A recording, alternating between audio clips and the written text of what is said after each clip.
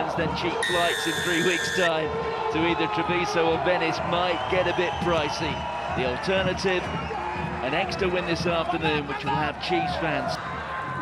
Bit of fortune there for Benetton. Can they take full advantage of it? Bernasconi, Joren, Canoni. Important intervention coming from Ross Vincent. But now surely it is Niccolò Canoni who gets the opening try.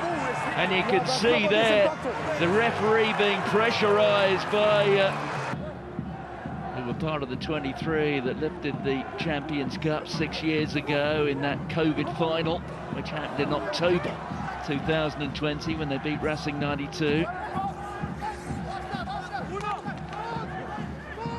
Here's Stephen Varney. Henry Slade. Ollie Woodburn, and Woodburn is straight through. What a response this has been from Exeter. First time into the 22, and it's the old fella, Ollie Woodburn. Yeah, Ollie Woodburn playing at fullback now, finding himself moved in there. One of the best players in the high ball in the air with that sort of skills, but here now just pop it up on the shoulder of Henry Slade. It's obviously a very, very well worked launch play. Good carry in the middle of the park and then coming back against the gradient and getting the ball into Henry Slade's hands. He's very, very good at going at the line. Stop one! Now let's see if they can get it moving the right direction. They certainly can there, Yendel. And Yendel's taken down, but the referee decides it's a penalty try. And Exeter have the lead. Yeah, really good that from Exeter. A great drill from the forward pack, and something they've tried to bring back into their game this season and been really good at them. I mean, that's something from the old days, isn't it? And he's taken the drive east to Treviso today.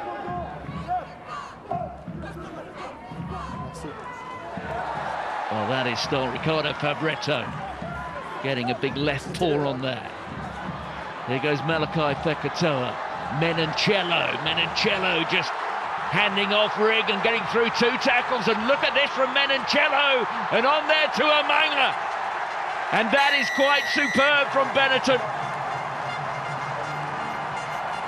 Exeter will look at their tackling in the midfield. But Tommaso Menoncello producing something really special. Yeah, it comes off a turnover as well. Again, simple hands, getting the ball opposite Will Rigg there, unfortunately, with the tackle there that he's missed in Menoncello. But again, he's so strong whenever he carries the ball. Legs like tree trunks. And also bear in mind, he started his test match career on the wing, so we know he's quick as well. Coach! Interesting scrum here now. With the fact that there were a man down on the wing, here, so Exeter maybe be looking for a strike on the edge. You see Campbell Riddle moving in there. He's possibly part of this. He was the decoy. There's Woodburn, Feiwa Boso bouncing off the defenders. And that was so easy. First phase ball. And Feiwa Boso demonstrating what a finisher he is. Yeah, really good from Exeter. Obviously identified the winger being off the pitch there. Really simple, easy play just to get the ball in the outside channel there. There's not, just Henry Slade just goes at the line, pulls the ball out the back to Harvey Skinner, and then it's just... Fabretto getting it back there to Umunga. That's the Wallaby holding him up, Tom Hooper. There goes Niccolò Canoni. Scott Co getting the turnover. It's a chance to get 2 scores up, relatively a kick that he would want to be expecting to get, so we'll see how he goes. Henry Slade, straight between the uprights. Andy Wren's got it. Here comes Rotave getting through 2 tackles.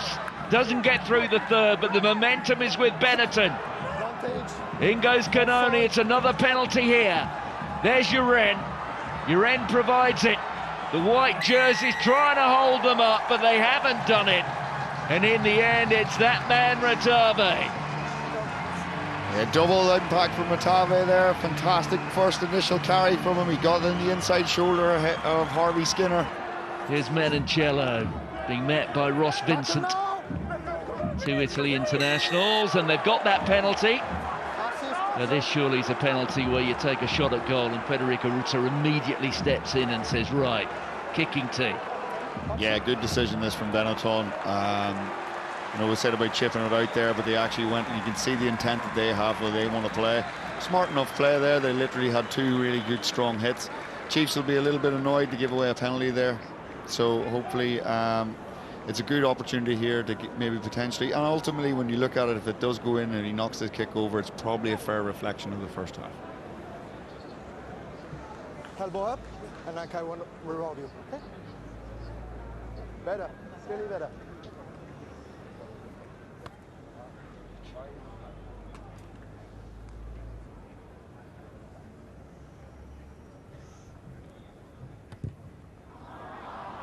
Well, he initially pulled it a little bit, but it was that power fade. Jacob Umaga looking up to the skies. Had his heart in his mouth for a moment. What a quarter-final this is proving to be. Gareth, was the fact that Exeter didn't see much of the ball, have much of a territorial advantage, but when they did have it, they made much of it. Yeah, they were very, very clinical, and now you can see now potentially will they look to have a little bit more phase play. They didn't really have a lot of time in Benetton half, so it's going to be interesting to see now. They get into a bit of phase shape, and let's see if they can, this Exeter Chiefs team can get a bit of attack going. There goes Yendel getting forced back by Lorenzo Canoni. Harvey Skinner on the Adesio. Here is Jimmy Roots, the two props operating in tandem, and there goes Hooper, the Wallaby, looking for some support. Sio's there, Varney, Skinner now, Skinner straight through, barely a hand on that white Chiefs jersey. It was oh so simple. Yeah, it was. It looked a little bit something maybe happened to the ruck whenever Tom Hooper got through. Might have a look at that, but again, good from Exeter Chiefs there. They just kept the phase play going there. They actually got into their phase shape really well, coming off the touchline and getting into Harvey Skinner's hands. Great little pick through the gap. Hooper making the tackle. Uren tries to go himself. It is the response you tend to expect from Benetton. And there is Canoni. Canoni trying to drive his way over. And this time, have they got there? The referee says yes. And it is the hooker, Bautista Bernasconi. What a start to the second half, both teams. There's some desperate defence here from Benetton. That's Roots. Penalty advantage being played.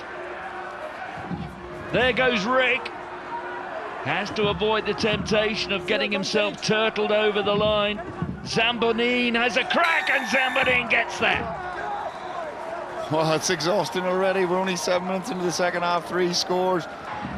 In the end, it just went to Mendy.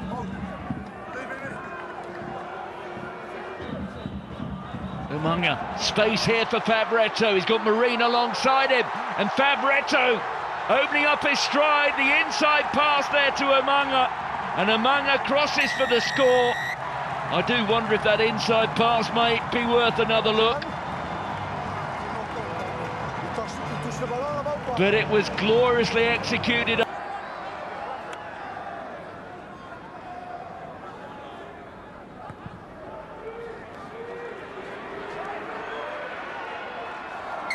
Well taken by Riddle. He's been taken in the air by Mendy.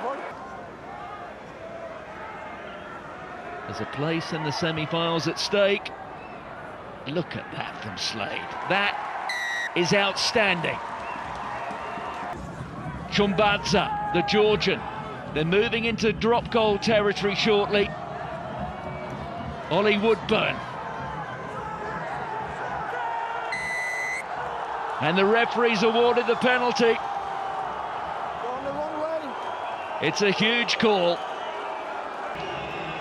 to Premiership titles and to Champions Cup titles. Is this the kick that brings them into the semi-final? Henry Slade has done it for Exeter Chiefs.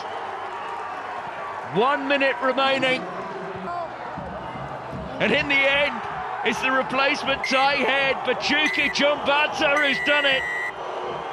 And the Exeter Chiefs have come to Treviso, and they have snatched the quarter-final at the death, and Henry Slade there is the hero of the day, as he has been time and time again for the semi-final.